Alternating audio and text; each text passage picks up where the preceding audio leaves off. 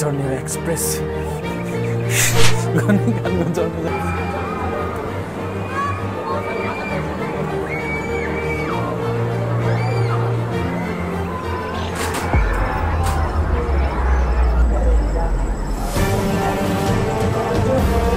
친구들 우리 만났어. 근데 어디 살아요?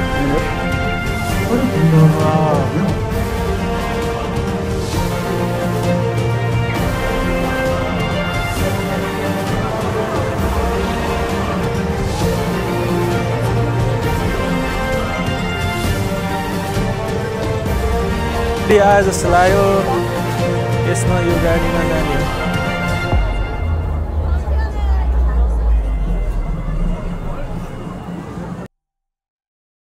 November 2nd 2025 मा बिहानै आजसीले चाहिँ कल गर्नुभयो कि 7 बजेतिरै ल आज चाहिँ हामी एभरलाइन जाँदैछौँ रेडी भएर बस म 1 घण्टामा आइपुग्छु भन्नुभयो ठ्याक्कै अनि उठेको पनि थिएन भर्खर उठ्दै थिएँ त्यतिखेर फुल्ली एक्साइटेड नि अब उहिलेदेखि जाने प्लान थियो हाम्रो समरदेखि जाने भन्दा भन्दै कहिले के नमिल्ने कहिले मौसमले साथ नदिने कहिले फुर्सद नहुने भएको भएर चाहिँ जान पाइरहेको थिएन अनि त्यो दिन चाहिँ ठ्याक्कै टाइम पनि मिलेको फुर्सद पनि मिलेको मौसम पनि सफा भएको त्यस्तो अवस्थामा ठ्याक्कै कल गर्नुभयो बिहानै अनि रेडी भएर बस 1 घण्टामा म आइपुग्छु भन्ने जस्तो भन्नुभयो अनि हामी रेडी हुन थाल्यो म र अर्को साथी पनि थियो सँगै 2 जना जाने प्लान थियो अनि आज चाहिँ समेत 3 जना जाने भनेर बसिरहेको थियौँ हामी अनि ठ्याक्कै रेडी हुँदै थियौँ हामी रेडी हुन अगाडि नै आइपुग्नु भयो क्या आज चाहिँ छिटै 1 घण्टा भन्नुभएको थियो त्योभन्दा अगाडि नै आइपुग्नु भयो अनि हट्ट अनि छल्ल छिटो गर भनेर अनि ठक्क गइयो 7-9 बजे थियो त्यतिखेर चाहिँ हामी रेडी भएर निस्क्यौँ आजसीको गाडीमा आजसीलाई ल वार्निङ हानिदा भन्ने टाइप इन्ट्रोडक्सन पनि दियो हल्का फुल्का छे ब्लगिस ओसन गर्छ वार्निङ हानिदा असी मिल्यो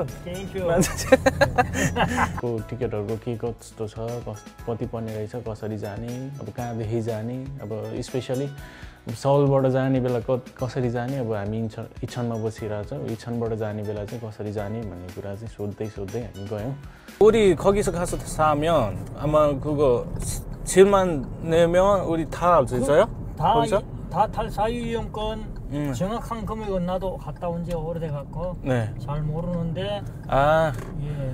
यो लगभग टिकट चाहिँ 4000 देखि 7000 सम्मको पर्ने रहेछ 7000 भनेको 4 मानदेखि 7 मान जति पर्ने रहेछ हैन अब यो गरेपछि त्यहाँ भएको जति सबै अब त्यहाँ के छ सबै चाहिँ चढ्न पाइन्छ भन्ने जस्तो कुरा गर्दै हुन्छ अझै पनि खासै आइडिया रहेनछ अब वहाँ गएपछि हेरौँ कस्तो हुन्छ त्यहाँ के गर्न पाइने रहेछ हामी सबै त्यहाँ गएर एक्सपिरियन्स गर्नेछौँ आज 우리 거기 아마 이천에서 가야 되면 아니면 거기 서울에서 가야 되면 어떻게 가야 돼 거기까지?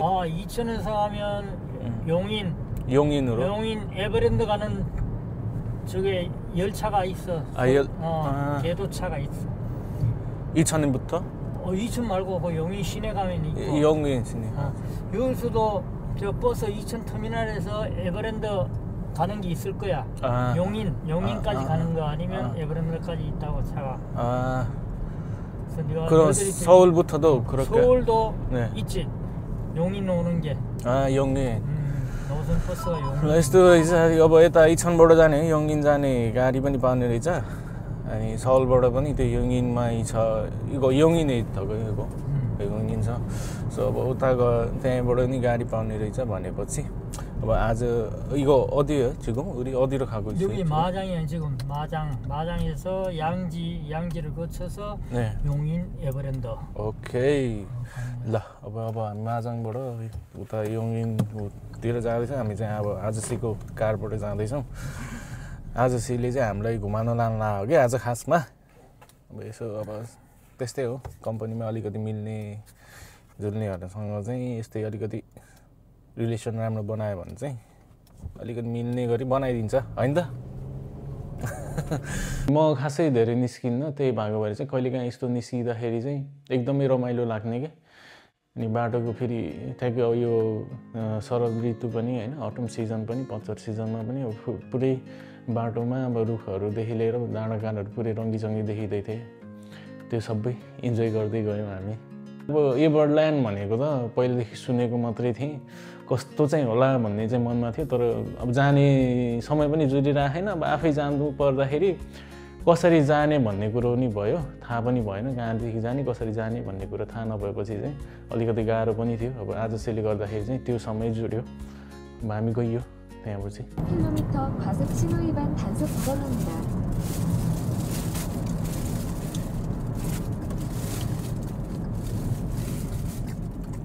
यस्तै लगभग 1 घन्टाको त्यो राइड पछि चाहिँ हामी एभरल्यान्डको पार्किङमा चाहिँ ठ्याक्कै पुग्यौँ।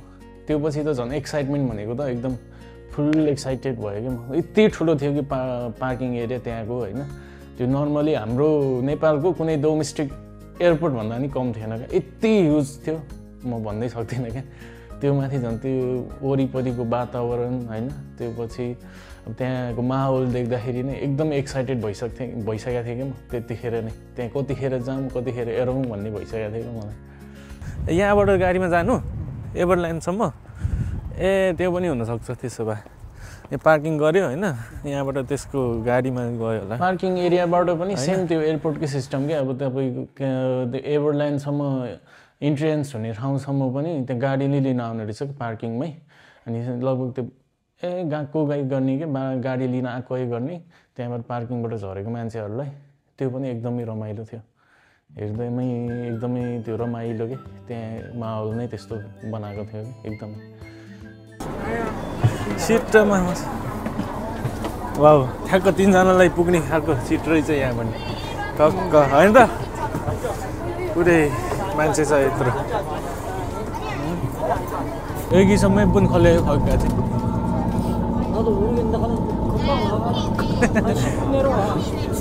थाहा छैन क्या। 10 मिनट जति पछि चाहिँ हामी एभरल्यान्ड पुग्यौँ। आमामा त्यहाँ पुगिसकेपछि फेरि छुट्टै माहौल बन्यो कि। यति धेरै मान्छे थियो कि होइन, यति धेरै मान्छे थियो। आमामा म हेर्दैमै छक्क परेँ, यति रमाइलो लाग्यो नि त्यतिखेर। झन् एक्साइटमेन्ट, अब त्यतिकै यहाँ थियो एक्साइटमेन्ट होइन, त्यहाँ पुगेर हेर्दाखेरि झन् यहाँ पुगिसक्यो एक्साइटमेन्ट। कति रमाइलो थियो त्यतिखेरको अवस्था। अब भर्खर अहिले कति बज्यो भने यो चाहिँ 10 बज्दैछ। अब यो क्राउड अझै बढ्नेवाला छ। यो भर्खर स्टार्टिङ हो यो अब चाहिँ होइन। अब दिउँसोतिर अझै अब 2-3 घन्टा पछि अझै धेरै मान्छे आउँछ यहाँ होइन। यस्तो यहाँ कोरियामा आइसकेपछि यति धेरै क्राउड देखेको फर्स्ट टाइम हो यहाँ। कम त क्राउड छैन यहाँ, आई कान्ट एक्सप्लेन। अब यहाँभित्र यस्तो धेरै क्राउड छ नि। लाइनमा पनि बस्यो, लाइन बसेर लगभग आधी घन्टा 1 घन्टा जतिको लाइन बस्यो होला। त्यहाँ पनि बाहिर पनि लाइन बसेर भित्र छिर्दै गऱ्यो, लाइन बस्दै छिर्दै होइन। त्यो यताउति हेर्दै माहौल हेर्दै गर्दाखेरि त्यस्तो लाइन बसेको खासै फेरि फिल नै भएन भनौँ न। यहाँबाट बसेर यसरी जानुपर्छ, यहाँबाट यता आउँछ क्या फेरि। त्यहाँभित्र छिर्दाखेरि अनि त्यहाँ बाहिरको माहौल पनि हेरियो होइन। अब त्यो पछि त्यहीँ इन्ट्रेन्समै गेटमै त्यो बिलहरू कति लाग्छ, टिकटहरू कति के लाग्छ भन्ने कुरा चाहिँ त्यहीँ सबै डिटेलमा त्यहीँ देखाइरहेको थियो। नर्मली भन्नुपर्दाखेरि अहिले हामी गएको चाहिँ डी सिजनमा परेको जस्तो लाग्यो मलाई चाहिँ। किनभने त्यो ABCD भनेको चाहिँ त्यो सिजन भन्दा पनि एउटा रस आवर हुने रहेछ क्या। रस टाइम अनुसारको चाहिँ त्यो टिकटहरू देखाइराखेको थियो होइन। डी भनेको चाहिँ अब नर्मली म्याक्सिमम् रेटकै सबैभन्दा धेरै रस हुने टाइम रहेछ। सो जहाँसम्म लाग्यो हामी भनेको चाहिँ त्यही डी सिजनमै परे जस्तो लाग्यो। अनि टिकटहरू पनि त्यहाँ देखाइराखेको थियो, डिस्काउन्टेड प्राइस नै थियो सायद, समथिङ त्यही 4000देखि मुनि थियो जस्तो लाग्छ मलाई चाहिँ। अब हामीले टिकट लिएर नगएको भएर अब हाम्रो लागि चाहिँ अब टिकट आजसले बुक गरिदिनु भएको भएर चाहिँ त्यो पछि हामीलाई खासै त्यो कति पऱ्यो के कति पऱ्यो भन्ने कुरा चाहिँ खासै आइडिया नै भएन कि। तर नर्मली यति बुझ्न सकिन्छ कि म्याक्सिमम् भनेको 7 मानसम्म 70,000 वनसम्म चाहिँ पर्ने रहेछ भनेर बुझ्न सकिन्छ। अब चाहिँ यहाँ हाम्रो इन्ट्रेन्स हुँदैछ। यहाँ चाहिँ अब टिकटहरू चेक हुन्छ, आजसीसँग चाहिँ टिकट 세명. 이거랑 3분 맞으시죠? 예.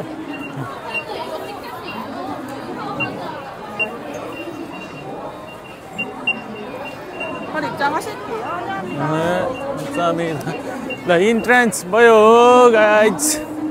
This is Everland.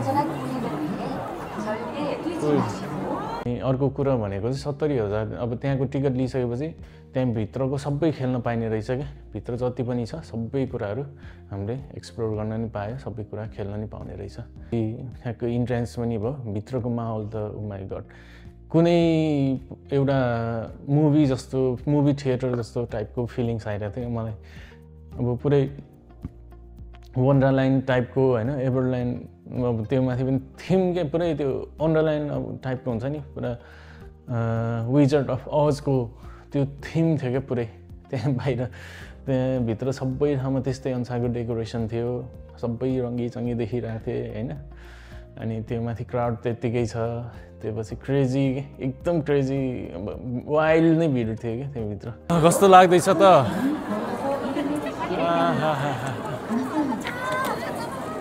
यति धेरै मान्छे छ अब उहाँ गएर भित्र हैन भित्र अब त्यो खेल्ने ठाउँमा पनि मान्छे त कति हो होला नि